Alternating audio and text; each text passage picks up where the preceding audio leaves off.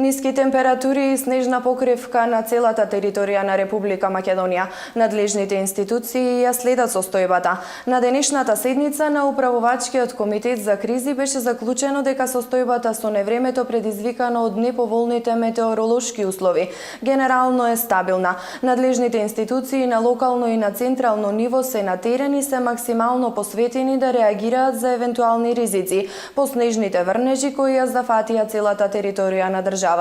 И електродистрибутивниот систем е стабилен, а потрошувачката на електрична енергија е зголемена за 10%, информираше портпаролот на владата на Република Македонија Александар Ѓоргиев. Остануваат препораките граѓаните да останат во своите домови и доколку немаат потреба да не патуваат, бидејќи снежниот бран кој ја зафати Македонија го погоди целиот регион и многу патишта се блокирани и целосно затрупани со снег. Портпаролката на Центарот за управување со кризи Надица Вачкова пак информираше дека сите магистрални и регионални патни правци во државата се проодни во зимски услови, но состојбата е променлива во зависност од снежната покривка и од температурата.